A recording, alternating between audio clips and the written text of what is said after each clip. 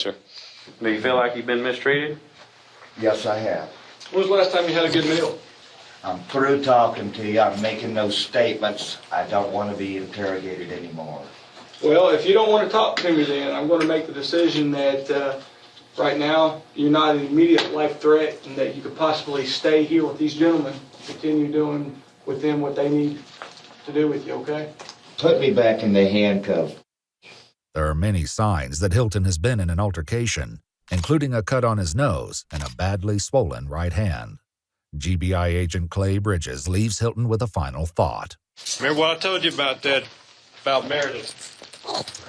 You need to go ahead and just tell us where she's at, okay? There's so much more in your favor. Sign for review right there. Hilton isn't moved by this appeal to his conscience, which is perhaps not surprising if he's the man guilty of killing Cheryl Dunlap in Florida. And the evidence is growing. The tips keep coming in Leon County, and police search campsites near where Hilton was reportedly seen. At one, they make a horrifying discovery. A burn pit, amongst which they find charred finger bones and skull fragments. The limited remains make DNA identification possible, but police are almost certain that the remains belong to Cheryl, and it won't be long before evidence in the Meredith Emerson case draws an undeniable line between the two women. With Hilton unwilling to talk, police in Georgia focus on his van. Since Hilton has been living in the Chevy Astro for a long time, there's no shortage of things to look through.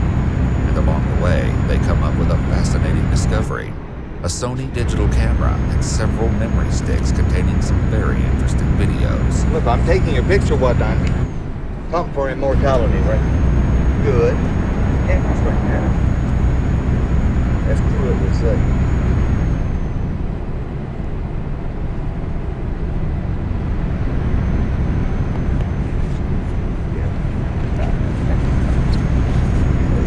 These home videos give investigators an unprecedented look into the life of a violent drifter. Yeah, he's just a real red, and he has that Irish confirmation also. Okay, come on, honey. That's good. Good boy. You gotta stay out here. Okay, now we're gonna get ready after he's greeted, and we'll be all happy. You gotta stay right here, Wawa. You do. The police will soon discover much darker recordings on the memory sticks. For now, they charge Gary Hilton with kidnapping in the Meredith Emerson case. It remains to be seen if additional charges will follow. As police transport Hilton to the Union County Jail in Georgia, his attitude is improved, but his willingness to answer questions about Meredith's whereabouts is not. You guys are pissed at me, so hey, I ain't. Get the cops pissed off, man. Right now, you ain't gonna do nothing squirrely on Oh, right? yeah, like I can with you. He's sitting there with one gun in the holster and the other in his seat. I'm gonna turn around and camp. I am, okay, totally. I was trying to figure out who I was gonna give my dog to before I turned myself in. I saw the paper. I called the paper. You're gonna turn yourself in? I saw the paper. I saw that. I saw I was on the front page of the paper. You know. It seemed like if you were turning. Well, you know something? I'm making statements. I ain't making no statements. But Hilton's position on answering questions will soon shift, and agents with the Georgia Bureau of Investigation will finally get a deep look into one of the most sinister minds they've ever come in contact with. In hours of interviews, they'll begin to piece together what happened to Meredith that day on Blood Mountain. And what they hear from Gary Hilton changes everything. Since I was 4 years old, my earliest thoughts were of that. I said, you know something, no one ever missed you. And she said, well, I'd be mad if once she let me go, and I came back, and my boyfriend said, have you been gone? I spent 3 days with her. We had long talks about everything. I gave her books to read. It was kind of like the Lone Ranger. And the Lone Ranger would come galloping into town. They would always say, who was that man? Yeah, who was that man? Okay, that's what I do to society. Hilton admits that some of what is driving him to talk is the kidnapping charge, which he believes will likely put him away for the rest of his life. They had me on the kidnapping. It was going to stick. The evidence was good. Right out of the dumpster. It was just a smoking gun. They had me. The investigators take a low-pressure approach to the interviews, which gives Hilton all the room he needs to expand on every topic he can think of, including his history of conflicts with the other dog owners he meets while hiking. The average dog owner doesn't know jack about dogs. The average animal control officer doesn't know jack about dogs. They anthropomorphize. That means assigning human qualities to something. Anthropomorphic. Okay? And they assign human qualities to dogs. And what that means is that they want dogs to be like humans, which is be nice and get along. Well, that's not the way it is in the dog world. Because the dogs talk to each other. You know, they quite often revert back to the wolf world. And the wolf world is more incredibly savage and humans don't understand that in the dog world or the wolf world, there are no salt magic, there are no murders, and quite often there is no people. Okay, imagine such a world where there's no murder. Before Hilton can go too deeply into his fantasy of a world without laws, he explains how to handle confrontations with dogs and their owners. My goal in a stick fight with a human or a dog is not to make them. A successful stick fight, Mr. Bennett, to me, is shaping it with a stick and not making contact. Because it takes it to a whole other level when you make, especially with a human being. You hit a human being with a stick, regardless of the situation, it's probably going to ruin your day. And it may not go your way either, even though it always has. I've had to do this call maybe 30 times at least, and no exaggeration, in 17 years. Hilton's history with the police is well documented, and not all of it concerns other dogs. He has a history of theft, telephone fraud, arson, and was even accused at one point of attempting to murder his own stepfather. His conflicts with the law haven't settled in recent years, as demonstrated by police dash cams and his own home videos. What do you have on your hands there? Don't ask me, man. He's about to take off. Sir, okay, look. I've got nothing but respect for you, but if you're gonna continue to create a problem, we can take it to the next level. Putting out leaflet soliciting? Yes. You're the lawman, you are the law. I'm going to check it out, and if it ain't the law, and you're wrong. You come talk to me. I'm not talking to nobody. I'm filing and I'm suing because you're interrupting my work. Go right ahead. But it's one particular encounter with the cops that catches the public's attention after his arrest. You bumped into a Cherokee County deputy up on some private hunting property back in, it was October or something, and that was widely publicized. Tony, I've got maps of the area, and I was headed to Cohutta. Actually from Lawrenceville, but I'm not a And I camped out here 20 years ago. I can show you, I got a WMA map right now. You may have 20 years ago. Yeah. It probably was okay. When the footage comes out, cops working the Cheryl Dunlap case notice the cap Hilton is wearing. It bears a striking resemblance to the one in the ATM footage from Leon County. You know, I just wanted a place to camp because I'm on my way to Cohutta. I'm leaving. As a matter of fact, I'm getting my maps together. I got to buy some maps. Did you hear, did he get on tape my joke about deer hunters? Yeah. Well, the very reason for deer hunters. Yeah. Now, I made that up. I'm a comedian, too. But I have a little joke about these southern outdoorsmen. They come out in the woods for 3 reasons. One is to get drunk, the other is to poach, and the other is to change the oil in their truck. I'm sorry. I just stopped it. But though Hilton has suspicious items in his possession, Oh, I do have an expanded time limit out there. Don't get noticed. I won't get out of the truck without it. the deputy lets him go on his way, unaware that he's releasing a vicious predator back into the wild. Is it almost like a little acting on your behalf to, I don't know, kind of steer this law enforcement officer away from you, or? Well, with him, no. I was being perfectly candid with him. Hilton says that certain police officers will immediately recognize when they're dealing with a pro. You and I were talking earlier, and you described yourself as a pro. And I mean, in talking about that I, as a police officer, when you and I encounter one another, I'm going to know you're not. I know what you mean, but how do you define that as far as how are you a pro? I'm a pro in that I'm not just styling. You see, the average civilian, their entire life is a style. Nothing is real. They're talking the talk and they're not walking the walk. And they're styling. And that's why you see posers. That's my word. Perfectly precious posers. That's what yuppies are. Hey, I love you. Mr. Hilton, take care. Be safe. there's a large number of police officers that are highly experienced. Right. And that they are pros, Right. and they recognize a pro when they see a pro. Right. And I'm a pro. This wouldn't be the last time Hilton would manage to keep his true nature hidden from law enforcement in the closing months of 2007. On November 17th, only 2 weeks before Cheryl Dunlap went missing, a Forest Service ranger spoke to him near a campsite in Leon County. From what he told me, he was returning to his campsite,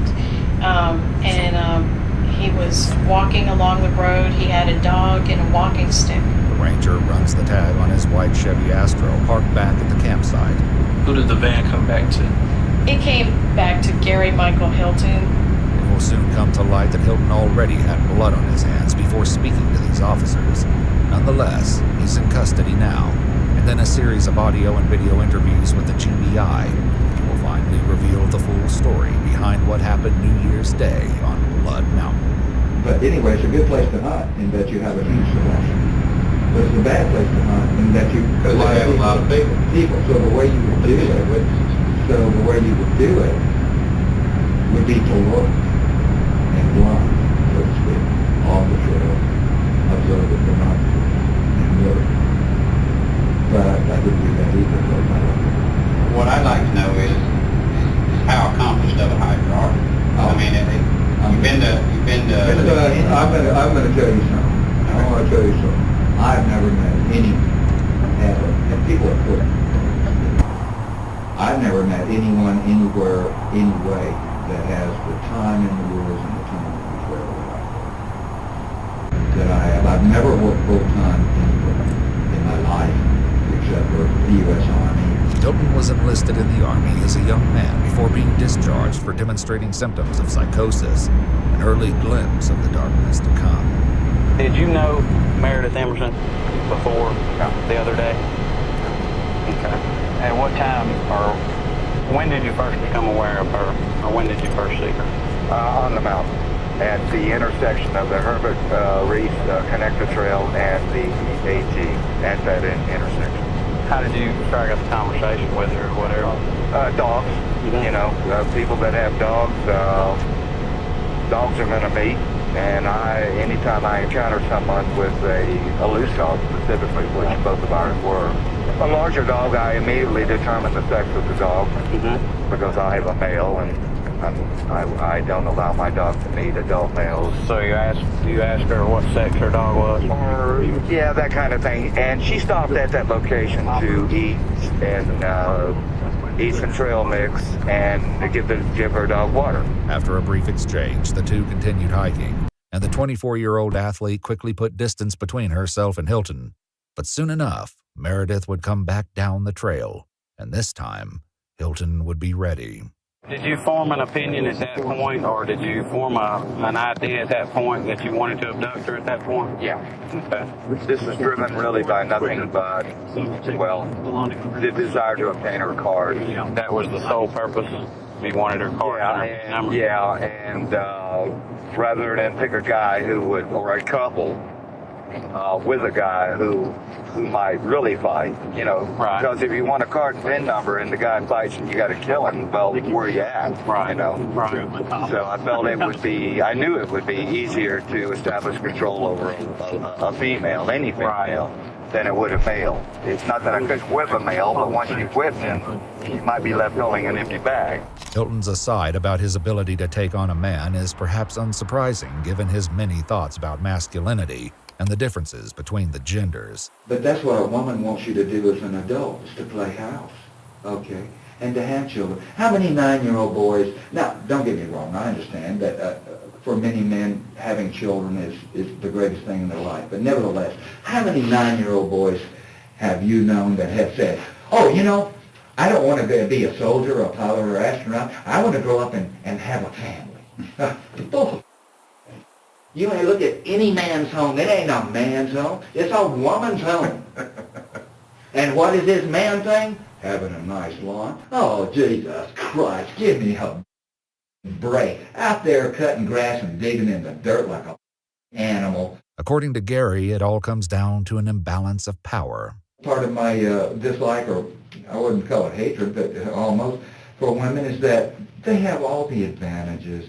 And if that's how they get men to do what they want them to do. Oh, yeah. Always, yeah. Either you do what I want, or in the end, I'm going to give it to someone else. For women to threaten to give it away, and for them to let you know that they could give it away, and they have given it away, increases the value of it. However, It's marketing. But a sophisticated woman understands that to threaten to give it away increases the value, and actually giving it away to someone else decreases the value. And some women aren't smart enough to know the difference, and they f up that way. It's not just Gary's thoughts on women that cast doubt on his narrative that he only confronted Meredith for her bank cards. It's also the fact that no money has been withdrawn from her account. But as the investigators soon learn, Meredith Emerson is not a woman to be trifled with. The act occurred, the demand occurred at the point where the water bottles and batons were found in Lake and Dog Creek. That's where the demand occurred. Okay, and by demand, what do you say? What did you say? Credit cards and PIN number. Okay, and when you did that, and when you said that, did you produce the baton, or no. what did you produce? A knife, bayonet. You The bayonet is probably still up there. I lost control of both. She fought. And as I read in the paper, she's a martial artist. I read in the paper she practiced martial arts. Okay. And she fought. And she grabbed the knife. Okay. I lost control of the knife. Okay. And she grabbed the knife blade and very slightly cut her hand on the webbing between her thumb and forefinger. I was not aware of that till later on. And I said, "Where'd you get that cut at?" She said, "When I grabbed the knife." Okay. But she grabbed the knife and fought. Okay. And then I produced the baton. Okay. She fought that, and I lost control of the baton. And I'm good too. This girl.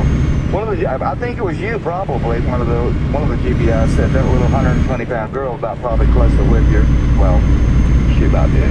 But Gary can't admit that he was in any real trouble. Not to the investigators, and perhaps not even to himself. It was not my money. It was not my, I'm better than that. I am, but I found out she was black belt. It was just me. Again, they're styling. These black belts, they're styling. They're not fighters. They're learning to do some little, but on the other hand, doing that kind of thing does increase your coordination, your hand-eye, etc., and it gets you more used to hand-to-hand combat as opposed to an untrained person. Even though they're not really fighters, she didn't do no. It's just that she was real quick with her hands and had no hesitation about grabbing weapons and everything. And not only that, she was hard to subdue. And fought like hell. Fought, didn't look like any control over her, and got her 10, 15 feet away from the trail on that little side trail, and you got to start fighting again. But what Gary characterizes as a fight sounds more like a merciless beating. I had to hand fight her.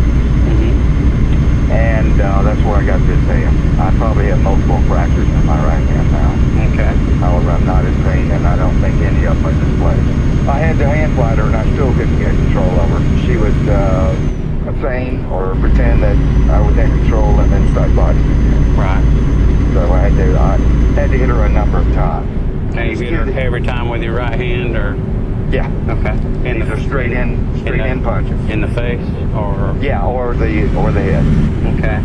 As to what extent she was injured, her two eyes were somewhat blackened.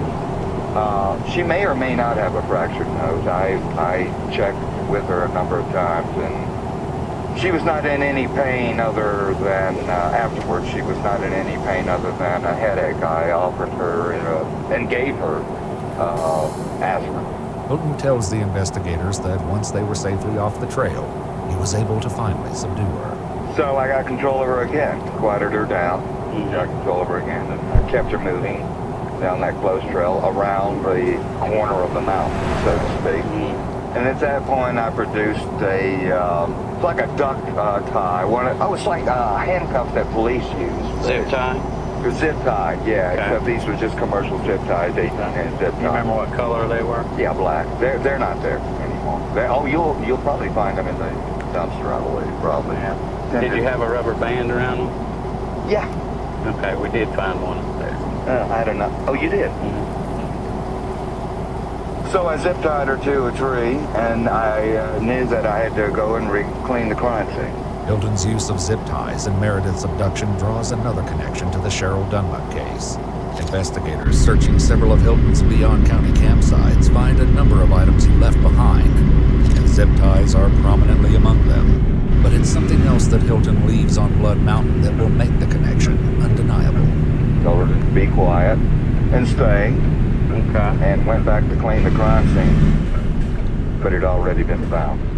Okay, by that time it had already been found. I saw there were 3 hikers that had found the thing, and they were no longer there. Okay.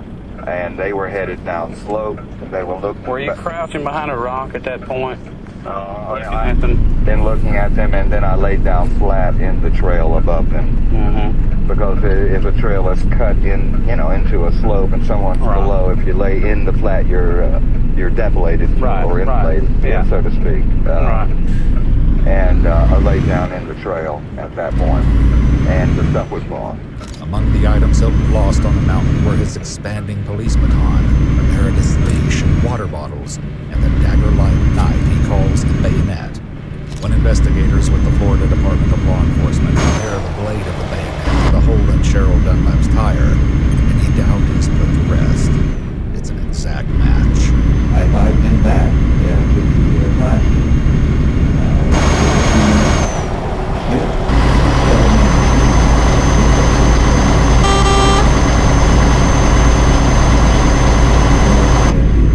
buy her twice, bring her all the way around the corner of the mountain, and then secure her to the tree, in spite of her protestations, and then go back. She thought The one thing I didn't ask you about this, when you sit here on that point, one thing I didn't ask you about, did you have to put something to keep her quiet, a gag, so to speak, or anything like that? No. Was she unconscious at that point? Never. Well, I'm wondering why she wasn't yelling when you zip tied her to a tree, and when you went back to clean the crime scene, is what I'm getting at. There comes a point, they fight, and then they submit. Right. And a lot of it is because of me. Right.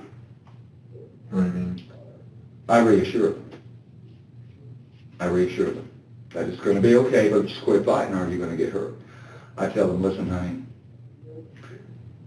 I'm going to spend life in prison just because you said no. Gary has a great many ideas about how a victim should behave under Meredith's circumstances. But the advice to people if they're abducted is to engage your abductor. You make yourself a person to them, and not have them think of you as an object. To engage them, to tell them your name, to tell them about yourself, to tell them about your plan, tell them about what you tell your abductor about. Tell them what you say, what your dreams, and hopes, and plans, and schemes are, and try to engage them and make yourself a person rather than an object, because the abductor is psychopathic. He's looking at you in a way. You want to make yourself a human. It was always me. It was always me engaging. First thing I asked him is, what can I do?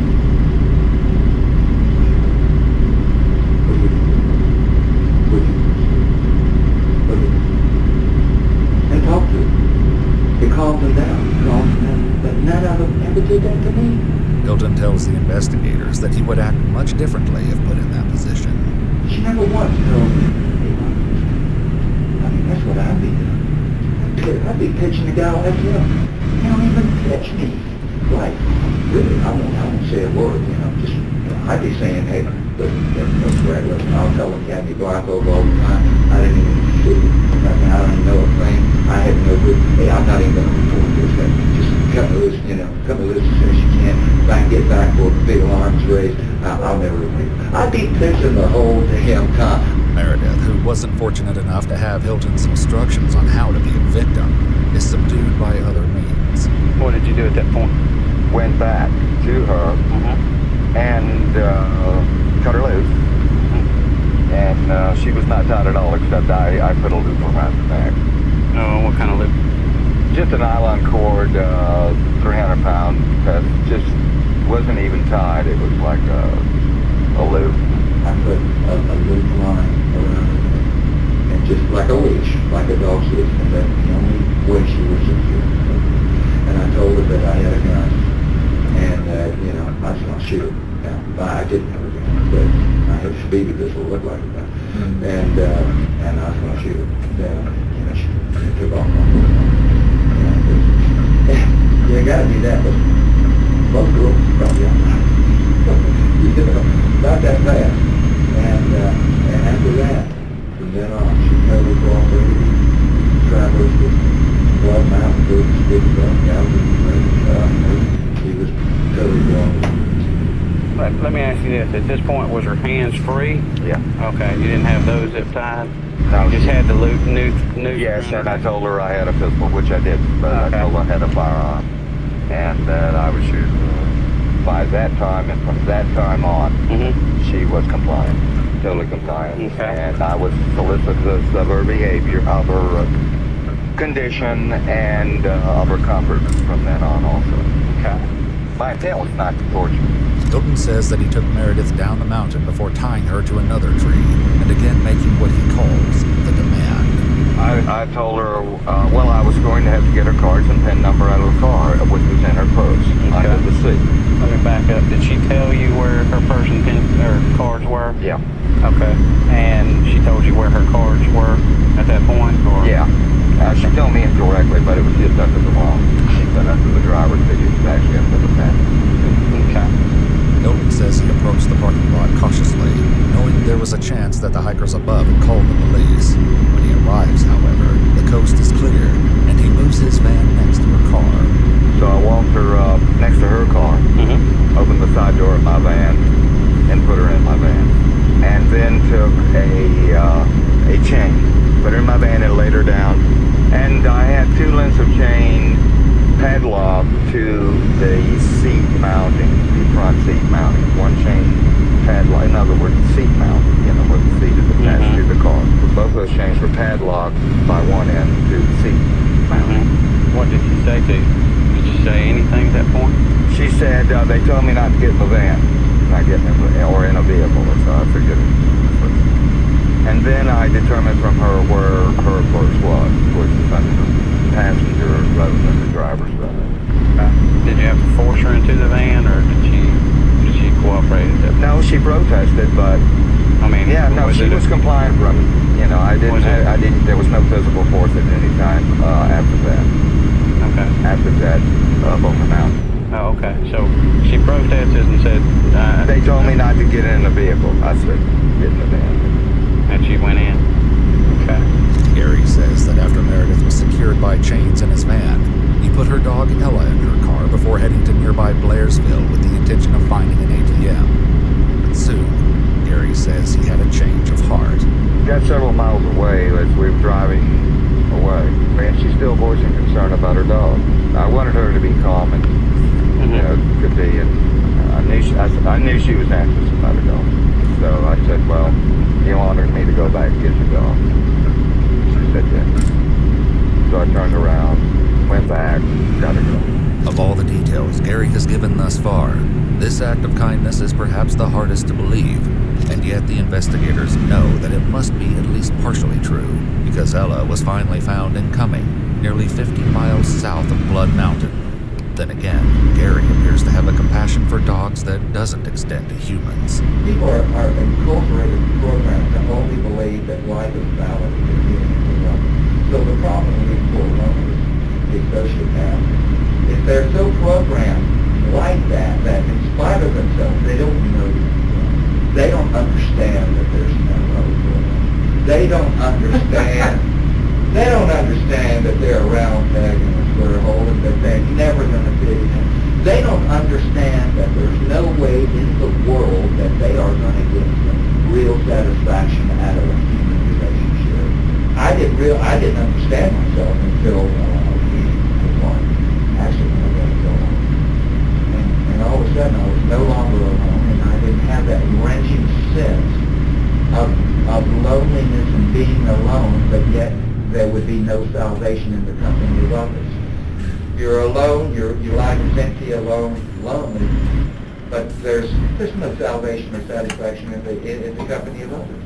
It's a terrible, I see many, those are the worst kind of people. They're tragically unhappy. Of course, Gary's thoughts on the errors of humanity go well beyond sociopaths like himself.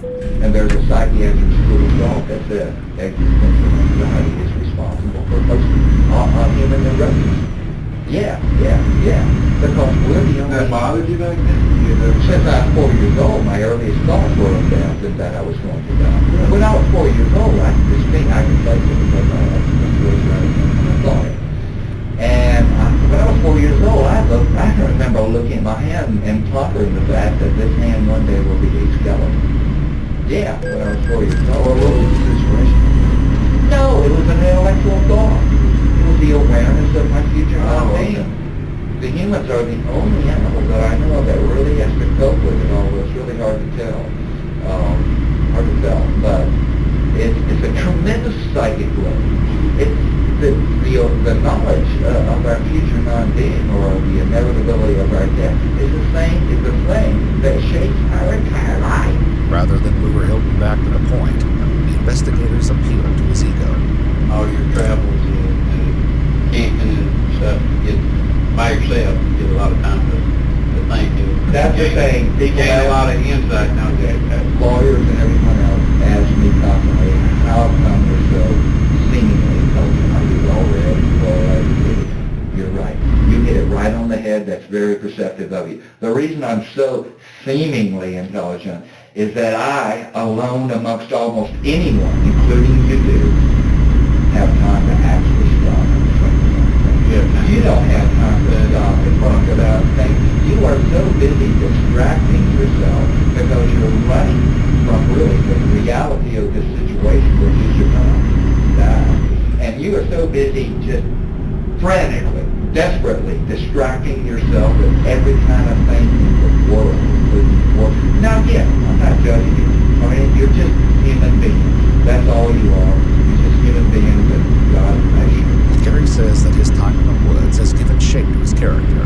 You got time to think.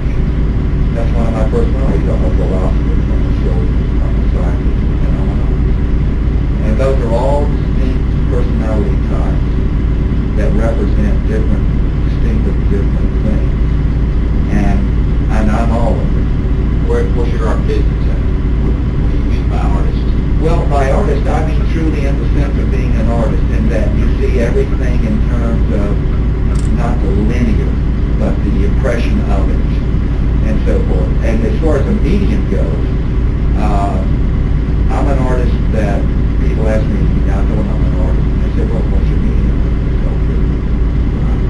No, my art is my life, and my art is weird. Laugh! I'm an artist, my art is my life, and my art is weird. I'm actually buying into that. Laugh, of course, it's true. It's all true. It's true, it's real. Everything I'm telling you is true. Everything I'm telling you is real. It exists. It's true. Hilton tells them that he even made the decision to yank some of his teeth out for the purpose of his art, and of course, to stand out even more from the rest of society. They're grinning idiots. I call it a dental display, is what I call it. It's like chimpanzees and other apes, they do a genital display. You see a chimpanzee in the zoo, they look like that. That's a genital display. Well, they do a dental display. That's why I love my teeth. These are very artistic. Those problems with business and they're practical reasons. If someone would now go, you're pretty. It's good. They know I'm real. I ain't no yuppie. I got my fox feet here. And I present this fantastical spectacle to people. But I understand. They can't understand it because it's so fantastical. It's kind of like the Lone Ranger. And the Lone Ranger would come galloping into town. There would be all the schmuck townspeople, right? And here the Lone Ranger would be wearing this mask, a skin-tight outfit, a really elaborate two-gun rig mounted with silver chrome pistols, and just a theatrical outfit. It'd be mounted on this beautiful Palomino. It had this pretty Indian named Tomato with it. You know what I'm talking about? And if the Lone Ranger would ride out again, what would they always say about the Lone Ranger? You don't remember this. They would always say, who was that man? Yeah, who was that man? Okay, that's what I do to society. Though many of his home videos show Gary alone with Dandy, some of them do show him interacting with others, such as this Papa John's manager who seemed less than impressed with Hilton's version of the mysterious stranger. You tell these guys to quit terror driving. You tell them not to drive more than 5 miles an hour above the limit. You tell them to keep at least a vehicle length, at least, and it should be one vehicle for every 10 miles an hour. If this is Hilton affecting society at large like the Lone Ranger, one can only imagine the impression he made on Meredith Emerson. But while the 24-year-old may have no longer physically resisted Hilton after Blood Mountain, she wasn't done fighting him. I was saying that when it comes to individual human beings, the answer is very simple. I simplify groups, then you really have to actually preserve your scalp for that matter. You have to make broad judgments about groups of human beings, but always understanding that individual human beings, it really. The individual Hilton abducted on that mountain still has some surprises in store.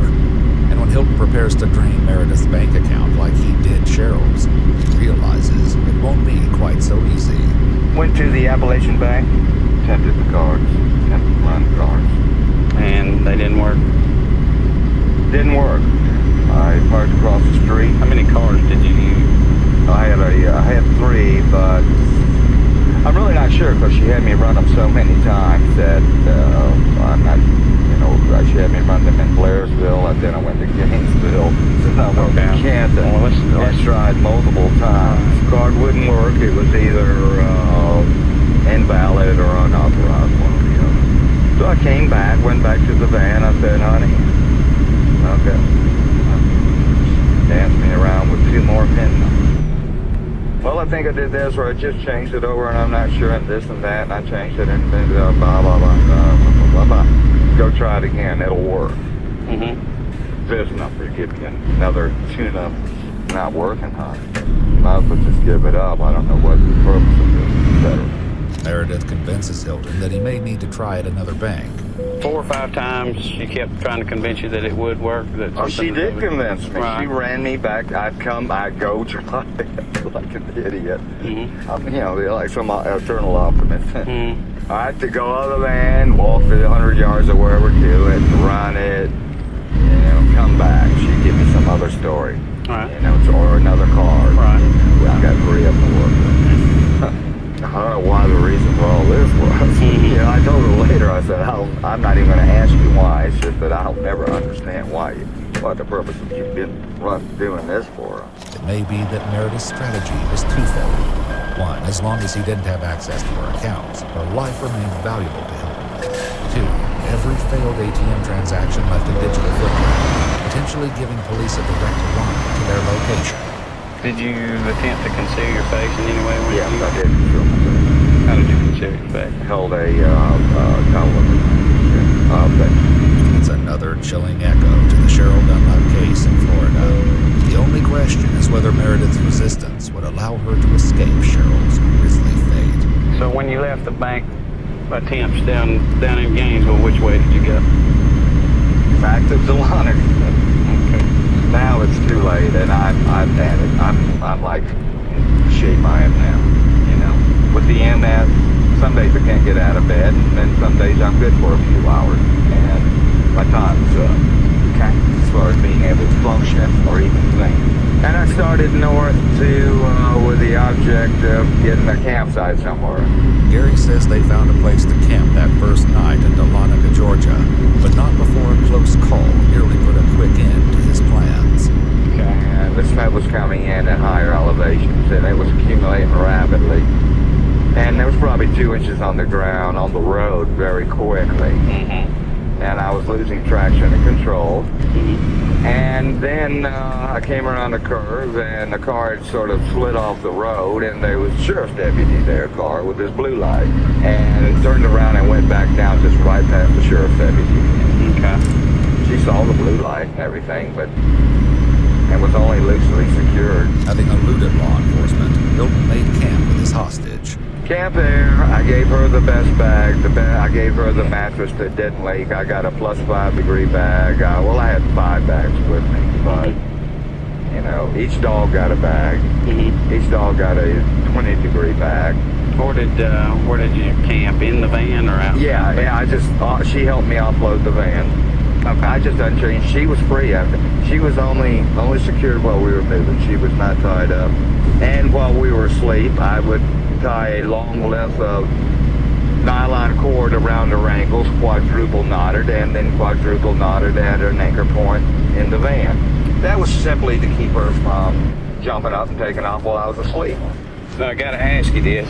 Was there any sexual activity between you two? No. And keep in mind now, we will be able to find out, but I'm asking you now if it's accurate or not. Was there any sexual activity between the two of them? Yeah. There was? Yes, one time, first night. I told her, honey, it wasn't forcible, but of course it was unwanted. Right. But it wasn't forcible. Okay. And I told her, honey, I told you I was going to let you go. Mm-hmm. You've run me around. You've run me all over North Georgia. Maybe put 150 miles on my van. You still don't. You lied to me. Didn't you? And she did. Hilton says that despite being abducted, beaten, and violated, Meredith was enjoying herself. She's not having a bad time. Right. She's been kidnapped. Yeah. She wasn't in mental distress other than any kind of real. But I was solicitous of her comfort and everything else. It's hard to know if this is delusion talking or simply another reflection of Hilton's disdain for women. I mean, the last piece that I had, except for here, was in 89. It was in January of 89. And I never kind of dropped out of the game there. I was never so happy after I did that. Oh, yeah. Well, once you stop getting led around by them, and we all are, and all of us are, that's right. That's why we become less than men. That's why we start doing a woman's agenda. Well, I'm going to tell you something. You take it from me. Really? No, you know what you're being fooled by? You're all being fooled. You're being fooled by a woman's instinct, not her free will. Her instinct is that of nurturing. That's because instinctually she raises the kids. And you're being fooled by her nurturing instinct that she has a soft spot for kids and small furry animals. But I'm going to tell you something. You take it to the bank, pal. And you take it from a guy that begged professionally for over 20 years. The sex that is the most avaricious, accumulative, greedy, and heartless is women. Hilton seems to detect no irony, delivering this sermon on women before returning to the story of how he kidnapped one. I determined the next day that I would go to Canton. And one reason I headed in that direction is that I had a person I knew that I thought, a plan B would be to try to get some money from her, and she was in that direction. I don't have any money. I had $45 on me and spent $30 of my last $45 on gas. So I had no gas and no money. But anyway, that's one reason I headed in Canton. So I could go on to Cartersville if necessary and try to get some money. Who is this person that you were going to get money from? The person I was calling from the gas station where the clothes were found. That's the call I was making. She refused me and hung up. With Meredith thwarting his attempts to steal from her, Hilton says he reached out to a man he used to work for. Let me ask you this. I know that you made a phone call from Marble Hill also at one point. You mean from a huddle house? Right. That was my employer, John Tabor, to get to beg my old job back. Right. By the time Hilton called Tabor, early descriptions of the man seen with Meredith on Blood Mountain were already circulating through the media. Tabor not only identifies Hilton to the police, he tells Hilton he'll leave a check for him at his office. Police stake out the location, but Hilton never shows. We all, even guys like myself, that are just totally sociopathic, we still need some human trust. Right. Even if we're not close to it. Right. To trust them, even if it's suspicious. I called Tabor up and asked him. I told him I needed money, and I wanted to start working again. And I was really sincere in trying to start working again for him because I saw that this robbery wasn't getting him because I hadn't gotten any money off her. I had gotten a dime. I had spent money on her. I had $45 in my name and I had spent those drivers that was driving all over North Georgia trying to work her ATM card on the bogus number she gave me. I've lost money on that deal. If Tabor had said, instead of trying to trap, I mean, what's the use of that? I mean, really. Because if they knew I am in that case. If Tabor had said, hey, listen,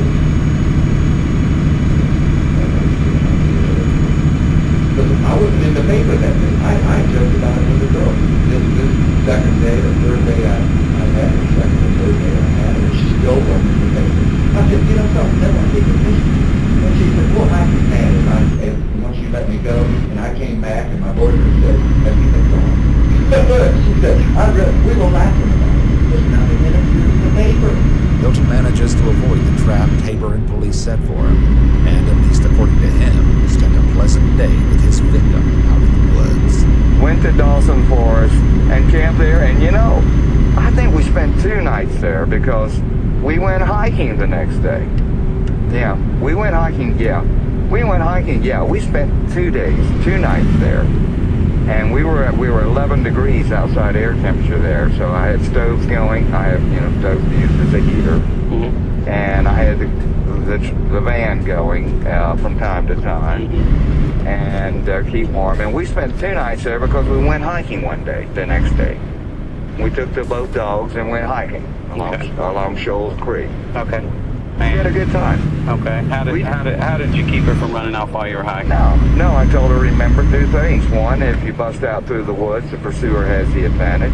Because the pursued has to break brush. If you bust out running down the road or anywhere else, I'll shoot you down. And I'm a good shot, left or right-handed, because my right hand was, of which I am. And that was it. So she was not having a bad time at all and enjoying herself on the hike. I could tell that.